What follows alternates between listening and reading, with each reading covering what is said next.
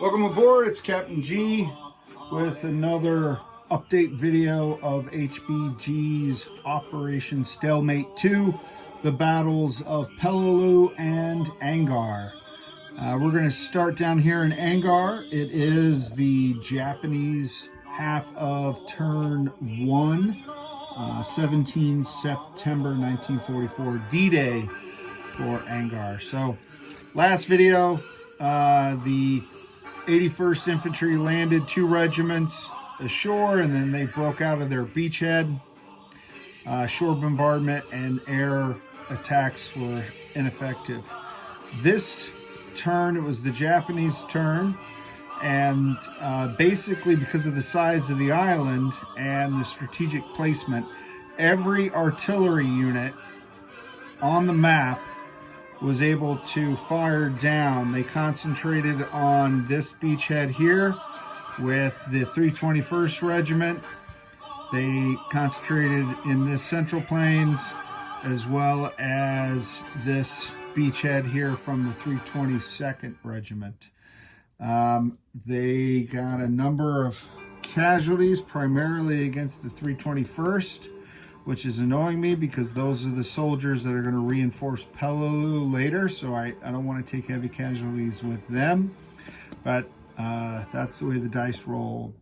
The Japanese used their tunnel capabilities to go underneath, so this guy got away. They matched up their infantry and bunkers and just moved some artillery back so it can continue to fire down on the Marines. And I'm sorry, the Army. And again, because of the unique ability of the Japanese artillery, target-rich environment, if the U.S. stacks more than 6 units in a zone, then the heavy artillery are rolling 2 dice. So while they don't have any shore bombardment capable, forget that.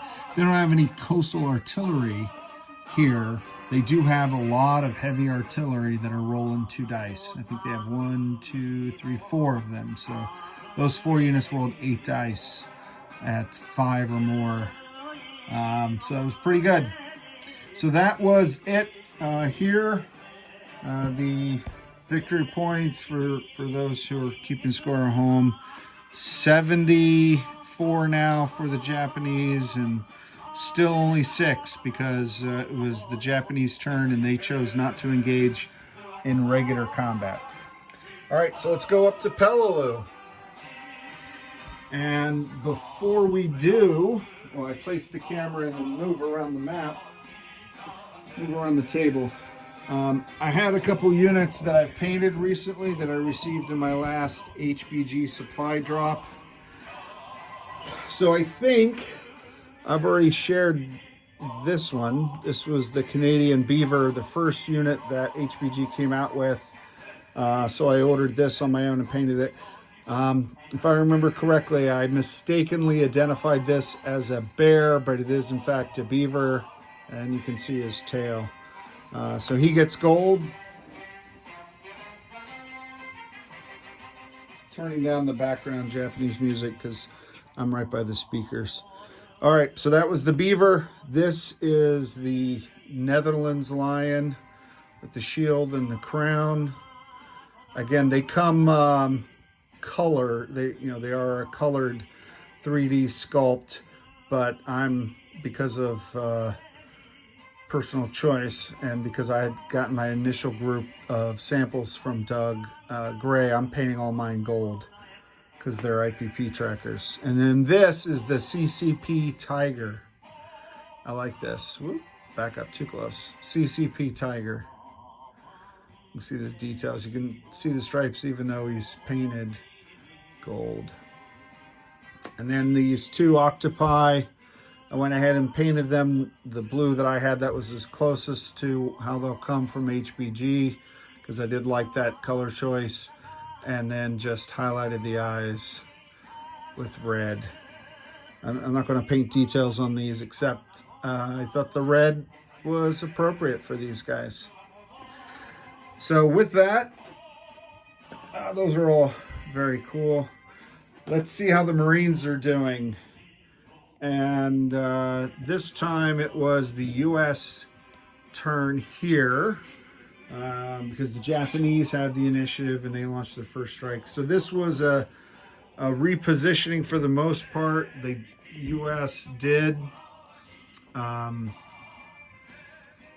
move into here in the south, but they weren't able to take this. And now I'm looking at this. I think I forgot to roll for this, so I'll roll that off camera. You guys know what dice look like. This was a logistic nightmare because I stacked up all my LVTs over here and then my infantry there, and I should have.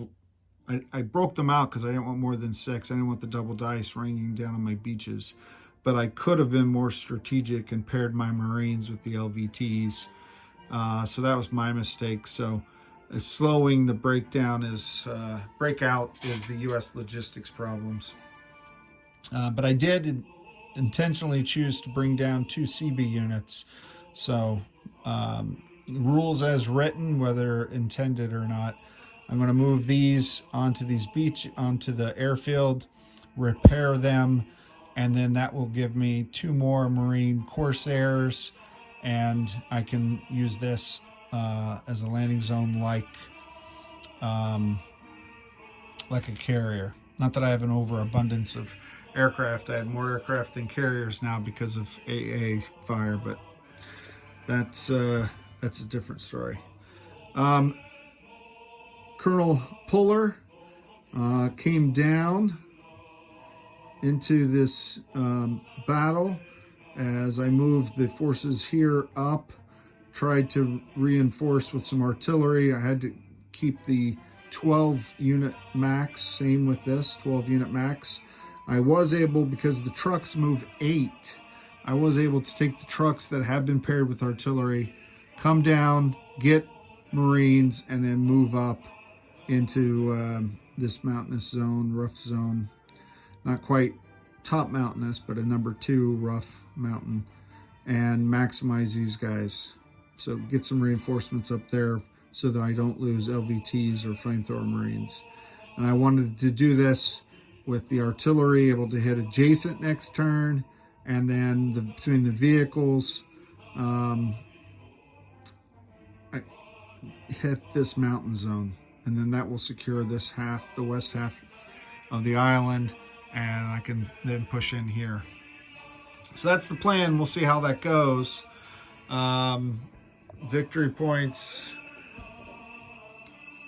Lost a few more Marines in the fight for the edge of the airfield, and that was it.